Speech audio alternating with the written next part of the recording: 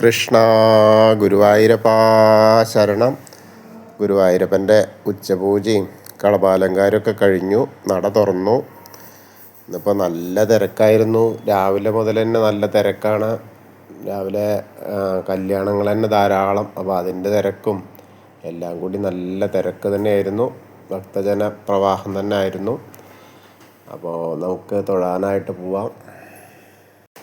ആദ്യം തന്നെ കിഴക്ക് നടയിൽ വന്നിട്ട് മഞ്ജുളാലിൻ്റെ ഒന്ന് പ്രദക്ഷിണം ചെയ്യുക. മഞ്ജുള വാരസ്യാരെയൊക്കെ ഒന്ന് മനസ്സിൽ സ്മരിച്ച് പിന്നീട് നമ്മൾ നേരെ അത്തിമര ഗണപതിയെ കാണാനായിട്ട് മേൽപ്പത്തൂർ ഓഡിറ്റോറിയത്തിൻ്റെ പുറകുവശത്തേക്ക് വരിക. അപ്പോൾ അവിടെ വന്നിട്ടൊന്ന് തൊഴുക. സർവ്വവിഘ്നങ്ങളും മാറ്റിത്തരാൻ വേണ്ടി പ്രാർത്ഥിക്കുക. മുട്ടറക്കാനുണ്ടെങ്കിലൊക്കെ മുട്ടറക്കുക. അതൊക്കെ കഴിഞ്ഞ് നമ്മൾ അവിടെ നിന്ന് ഇങ്ങനെ വന്ന് ഗോപുരവാതിൽ കടന്ന് അകത്തേക്ക് വരിക. അങ്ങനെ അകത്തേക്ക് വരുമ്പോൾ നമുക്ക് കാണാം കൊടിമരവും അതേപോലെ വലിയ ബലിക്കല്ലൊക്കെ കാണാം.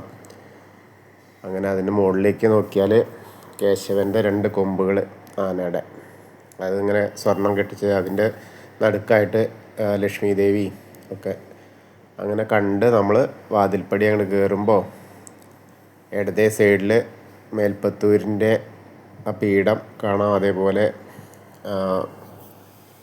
വിളക്ക് കിടാവിളക്കും കാണാം. പിന്നെ അതേപോലെ വലിയ തൂണ് വലത്തേ സൈഡിൽ, ആ തൂണിൽ നോക്കിയിട്ട് നരസിംഹാവതാരം കാണിച്ചു കൊടുത്തു എന്ന് പറയപ്പെടുന്ന തൂണാണ്. അപ്പോൾ അവിടെ നോക്കി തൊഴുത് നമ്മൾ ഭഗവാന്റെ ശ്രീലകത്തേക്ക് നോക്കുകയാണ്. ശ്രീലകത്തേക്ക് ഇങ്ങനെ നോക്കുമ്പോൾ നമുക്ക് കാണാൻ പറ്റുന്നത് നിറയെ പ്രകാശം. പിന്നെ അങ്ങനെ നോക്കുമ്പോൾ കാൽവളകൾ കാണാണ്ട് കാലിങ്ങനെ പിണച്ചു വെച്ചിട്ടുണ്ട്. മുകളിലിങ്ങനെ നോക്കിയാൽ ഒരു പട്ടുകോണകം, ചുവന്ന പട്ടുകോണകം എടുത്തിട്ടുണ്ട്. അരമണി ഇങ്ങനെ ഉണ്ട്, കിങ്ങിണി ഞാന്ന് കിടക്കുന്നുണ്ട്. പിന്നെ മുകളിലേക്ക് നോക്കിയാൽ ഒരു വളയം പോലത്തെ മാല ഉണ്ട്, ഒരു മുല്ലമുട്ട് മാലയുണ്ട്, ഒരു പതക്കം പോലത്തെ മാലയുണ്ട്. ആ ചെറിയ കുമ്പയൊക്കെ ഇങ്ങനെ ഇതായിട്ടുണ്ട്. യശോദാമ്മ നല്ല വെണ്ണയും ഇതൊക്കെ തൈരും ഒക്കെ കൂട്ടിയ ചോറൊക്കെ ഇങ്ങനെ കൊടുത്ത് തൈരും നല്ല സാമ്പാറും എല്ലാം കഴിച്ചിട്ട് ഇങ്ങനെ ഇരിക്കുന്ന അവസ്ഥയാണ്. എന്നാൽ കുറച്ച് വായിക്കാം എന്ന് പറഞ്ഞു, ഉടക്കുഴൽ പിടിക്കാമെന്ന് പറഞ്ഞിട്ടേ അങ്ങനെ കൈവളകൾ കാണാണ്ട് 2 കൈ കൊണ്ടും കൂടി ആ പൊന്നോടക്കുഴൽ ഇങ്ങനെ വായിക്കുകയാണ്. വേണുഗോപാലനായിട്ടാണ്, മുരളീധരനായിട്ടുള്ള സ്വരൂപത്തിലാണ് കേട്ടോ. അങ്ങനെ കൈവളകൾ തോൾവളകൾ കാണാണ്ട് അതേപോലെ ഗോപി തിലകം വെച്ചിട്ടുണ്ട്. പീലി തിരുമുടി കെട്ടിയിട്ടുണ്ട്. തിരുമുടി മാലകളുണ്ട്. ആ പീലി ഇങ്ങനെ കളവം കൊണ്ട് ചാർത്തിയിട്ടുണ്ട്. തിരുമുടി മാലകൾ 2 ഉണ്ട്. വെളുത്ത പൂവാണ് കൂടുതൽ. പിന്നെ ഒരു വെളുത്ത പൂവിൻ്റെ തെച്ചിയും ആയിട്ടുള്ളത്, തുളസിയും കൂടിയുള്ളത്. പിന്നെ ഉണ്ടമാലകളും അതേപോലെ തന്നെ 2 ഉണ്ടമാലകളുണ്ട്. അത് നല്ല കട്ടിയിലാണ്. അതും വെളുത്ത പൂവാണ് കൂടുതൽ. പിന്നെ തെച്ചി ഇടയ്ക്ക് ഒരു പൊട്ട് പോലെ കുറച്ച് തുളസിയുണ്ട്. അങ്ങനെയുണ്ട്. മുകളിൽ വിധാനമായിട്ട് 4-5 ഉണ്ടമാലകൾ, അതും തുളസിയാണ് ഏറ്റവും കൂടുതൽ. പിന്നെ ഒരു താമരയുണ്ട്. അപ്പോൾ ഭഗവാന്റെ ശ്രീലകത്തേക്ക് നോക്കിയാൽ കാണുന്ന ആ ഒരു കാഴ്ചയാണ്.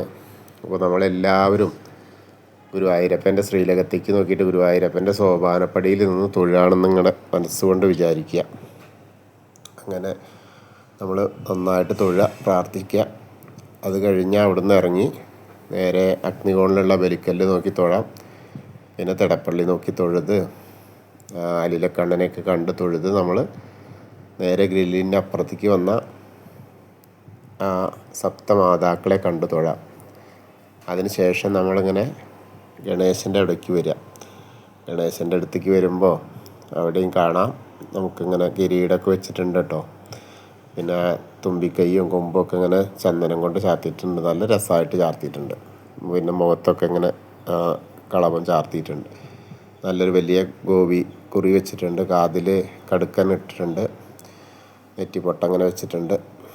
നല്ല ധാരാളം പൂക്കളുണ്ട്, അർച്ചന പൂക്കളുണ്ട്. അപ്പോൾ ഗണേശനെ പ്രാർത്ഥിക്കുക കേട്ടോ. ഏകദന്തം മഹാകായം ദപ്തകാഞ്ചന സന്നിപം ലംബോദരം വിശാലാക്ഷം വന്ദേഹം ഗണനായകം. അത് കഴിഞ്ഞ് സരസ്വതി ആറിലേക്ക് നോക്കുക. സരസ്വതി ദേവീനെ പ്രാർത്ഥിക്കുക. സരസ്വതി നമസ്തുഭ്യം വരദേ കാമരൂപിണി വിദ്യാരംഭം കരിഷ്യാമി സിദ്ധിർഭവതു മേ സദാ. അതിനുശേഷം നമ്മളവിടെ നിന്ന് ഇങ്ങനെ വരുമ്പോൾ ആ ചെറിയ ഗണേശനെ കണ്ട് തൊഴാം. മത്സ്യം, കൂർമ്മം, വരാഹം, നരസിംഹം വരെയുള്ള രൂപങ്ങളൊക്കെ കണ്ട് തൊഴുത് മേൽശാന്തിയുടെ അവിടെ നിന്ന് അർച്ചന പ്രസാദമൊക്കെ വാങ്ങാം. പിന്നെ ആ ഗജേന്ദ്രമോക്ഷവും വാമനരൂപവും ഗരുഡൻ്റെ പുറത്തിരിക്കുന്ന വിഷ്ണുവിനൊക്കെ കണ്ട് അനന്തശായിയായ അനന്തപത്മനാഭനെ കാണാനായിട്ട് വരാം. അവിടെ വന്ന് അനന്തപത്മനാഭനെ കാണുമ്പോഴും അവിടെയും ധാരാളം പൂക്കളുണ്ട് കേട്ടോ, വലിയ വലിയ മാലകളുണ്ട്. അതിനുശേഷം ശ്രീകോവിലിൻ്റെ പുറകുവശത്ത് വന്ന് സാഷ്ടാംഗം നമസ്കരിക്കുക.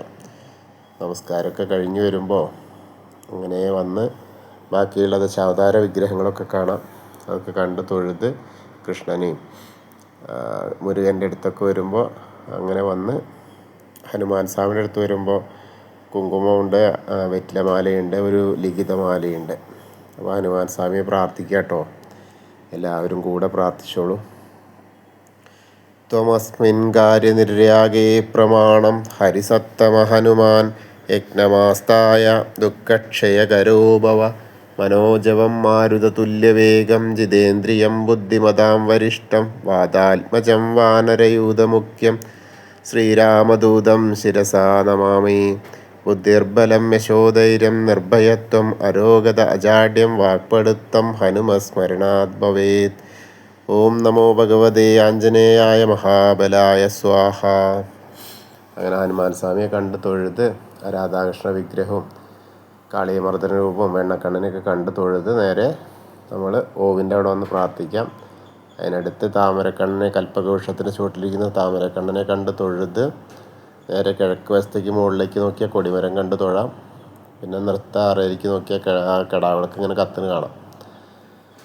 പിന്നെ മണിക്കിണറും ഒക്കെ കണ്ട് തൊഴുത് നേരെ കുറൂരമ്മേനി, നാരദരി, വസുദേവരി, അതേപോലെ മേൽപ്പത്തൂരിനെയൊക്കെ കണ്ട് തൊഴുത് ഇങ്ങനെ വരിക. വടക്കേ നടയിൽ കൂടെ പുറത്തേക്ക് വരിക. പുറത്തേക്ക് വന്ന് പ്രസാദ കൗണ്ടറിൻ്റെ അവിടെ നിന്ന് ചന്ദനവും തീർത്തൊക്കെ വാങ്ങാം. പിന്നെ ഇടത്തരികത്തുകാവിലെ ഭഗവതീനെ കാണാനായിട്ട് വരിക. ഭഗവതിയുടെ അവിടെ വരിക. അന്ന് കുറച്ചൊക്കെ നല്ല തിരക്ക് തന്നെയാണ്. തിരക്ക് എന്ന് പറഞ്ഞാൽ ശബരിമലയിലെ തിരക്ക് ഒരു ഇല്ലാത്തൊരു തിരക്കായിരുന്നു കേട്ടോ, പറയാൻ വിട്ടുപോയി. അതിൻ്റെ ബുദ്ധിമുട്ടുകളൊക്കെ നന്നായിട്ട് അനുഭവിക്കേണ്ടി വന്നു. കാരണം എന്താ വെച്ചാൽ പോലീസുകാരുടെയൊക്കെ ആളുകളില്ലാത്ത പ്രസിഡൻറ്റിൻ്റെ വരവ് നിമിത്തം പിന്നെ ശക്തമായ മഴ, ക്യൂ നിയന്ത്രണത്തിലെ അപര്യാപ്തത, അങ്ങനെയൊക്കെ എല്ലാം കൊണ്ടും പ്രശ്നമായ ഒരു സീസണായി ഈ പ്രാവശ്യത്തെ. കന്നി ലാസ്റ്റും തുലാമാസമൊക്കെ ഉള്ള ആ ഒരു വളരെ പ്രശ്നമായി. അതുപോലെ നമ്മൾ പമ്പയിൽ നിന്ന് തൊട്ടിട്ട് സന്നിധാനം വരെയുള്ള ആ കാഴ്ചകൾ മുഴുവൻ നിങ്ങളിലേക്ക് എത്തിക്കാൻ വേണ്ടിയിട്ട് ഞാൻ വീഡിയോ ചെയ്തിട്ടുണ്ട്. നമുക്കിതിന് ശേഷം അത് അപ്ലോഡ് ചെയ്യാം. അപ്പോൾ ശബരിമലയിൽ പോകാൻ കഴിയാത്ത ആളുകളൊക്കെ അത് കാണുക. കണ്ടവരും അവിടെ പോയവരും ഒന്നുകൂടി നടന്ന പാതകളൊക്കെ ഒന്നുകൂടി കാണാൻ കഴിയും. അപ്പോൾ അതൊക്കെ കണ്ട് അയ്യപ്പസ്വാമിയുടെ കൂടി അനുഗ്രഹം വാങ്ങുക. നമ്മുടെ ഉച്ചപൂജ അങ്ങോട്ട് കഴിഞ്ഞ ഉടനെ തന്നെ അത് അപ്ലോഡ് ചെയ്യാം.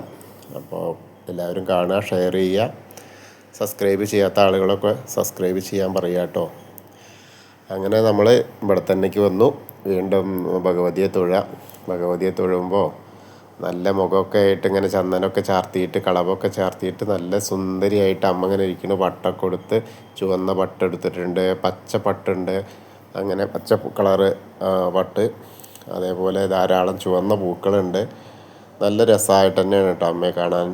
അങ്ങനെ എല്ലാവരും കണ്ട് പ്രാർത്ഥിച്ചോളൂ. സർവമംഗളമാംഗല്യേ ശിവേ സർവാർത്ഥസാധികേ ശരണ്യേ ത്രയംബകേ ഗൗരി നാരായണി നമോസ്തുതേ. അങ്ങനെ അമ്മയെ കണ്ട് തൊഴുത് അങ്ങനെ വന്ന് ആ കോർണറിലെത്തിയാൽ മമ്മിയൂരപ്പനെ മനസ്സിൽ വിചാരിച്ച് പ്രാർത്ഥിക്കുക. നമശിവായ നമശിവായ നമശിവായ എന്നുള്ള പഞ്ചാക്ഷരി മന്ത്രം ജപിക്കുക. അപ്പോൾ മമ്മിയൂർ പോയ ആ ഒരു പ്രതീതി നമുക്കുണ്ടാവും. അങ്ങനെ അത് കഴിഞ്ഞാൽ നമ്മൾ നേരെ വന്ന് കൊടിമരത്തിൻ്റെ അവിടെ വന്നിട്ട് വീണ്ടും നമുക്ക് ശ്രീലകത്തേക്ക് നോക്കിയിട്ട് ഗുരുവായൂരപ്പൻ്റെ തിരുരൂപത്തെ, മുരളീധരനെ, വേണുഗോപാലിനെ ഒന്നുകൂടി കണ്ട് തൊഴാം. പിന്നീട് കൂത്തമ്പലത്തിൽ വന്ന് തൊഴാം.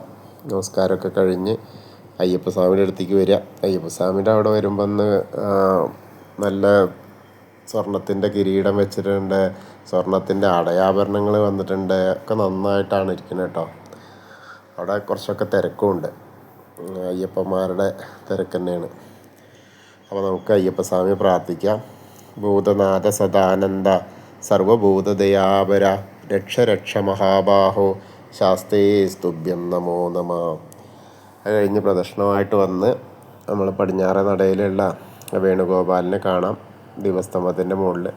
അതേമാതിരി കൊടിമരത്തിൻ്റെ മുകളിലുള്ള ഗരുഡധ്വജനെയും കണ്ട് തൊഴുത് നമ്മൾ പടിഞ്ഞാറേ നടയിൽ കൂടെ പുറത്ത് വന്ന് രുദ്രതീർത്ഥത്തെ പ്രദക്ഷിണം ചെയ്യാനായിട്ട് വരിക. അങ്ങനെ പ്രദക്ഷിണം ചെയ്യുമ്പോൾ ആ നടുക്കുള്ള കാളിയമർദ്ദന രൂപത്തെ കണ്ട് തൊഴാം. പിന്നീട് പൂന്താനം തിരുമേനീനെ കാണാനായിട്ട്, അതായത് പൂന്താനം തിരുമേനി പൂജിച്ചിരുന്ന കണ്ണൻ്റെ വിഗ്രഹം കാണാനായിട്ട് നമുക്ക് നാരായണാലയത്തിൽ വരാം. അവിടെ വന്ന് അത് കണ്ട് പ്രാർത്ഥിച്ച് വീണ്ടും ഭഗവതി നടയിൽ ഒന്നുകൂടി തൊഴുത് വലിയ ദീപസ്തംഭത്തിൻ്റെ അവിടെ വന്ന് വീണ്ടും തൊഴാം ഭഗവാന്റെ ശ്രീലകത്തേക്ക് നോക്കിയിട്ട്. പിന്നീട് നമ്മൾ തെക്കേ നടയിലുള്ള കൂവളത്തെ ഒന്ന് പ്രദക്ഷിണം വെക്കാനായിട്ട് വരിക. അങ്ങനെ പ്രദക്ഷിണം ചെയ്യുമ്പോൾ മഹാദേവനും പാർവതി ദേവിനെയും മനസ്സിൽ സങ്കല്പിക്കുക. അപ്പോൾ അവരുടെ അനുഗ്രഹം നമുക്ക് കിട്ടും. അപ്പോൾ നമ്മൾ ഇന്നത്തെയും ഗുരുവായൂരപ്പൻ്റെ ഉച്ചപൂജയും കളഭാലങ്കാരമൊക്കെ കണ്ടു തൊഴുതു. എല്ലാവർക്കും ആ ഗുരുവായൂരപ്പൻ്റെ അനുഗ്രഹം ലഭിക്കട്ടെ. കൃഷ്ണായ വാസുദേവായ ഹരയേ പരമാത്മനെ പ്രണതക്ലേശനാശായ ഗോവിന്ദായ നമോ നമ. ഹരേ കൃഷ്ണ. ഗുരുവായൂരപ്പാ ശരണം. ഒരുപാട് കമൻറ്റുകൾക്കൊക്കെ മറുപടി പറയാണ്ട് സമയപരിധിയും പറഞ്ഞമാതിരി പോക്കിൻ്റെ ശബരിമല യാത്രയുടെ കുറച്ച് ബുദ്ധിമുട്ടുകളൊക്കെ ആയപ്പോൾ അത് മാറ്റിയതാണ്. നമ്മളോട് പ്രാർത്ഥിക്കാൻ പറഞ്ഞ ഒരുപാട് പേരുടെ ഉണ്ട്. എല്ലാവർക്കും ആ ഗുരുവായൂരപ്പൻ്റെ അനുഗ്രഹം കിട്ടാൻ വേണ്ടി നമുക്ക് പ്രാർത്ഥിക്കാം. ഹരേ കൃഷ്ണ. ഗുരുവായൂരപ്പാ ശരണം.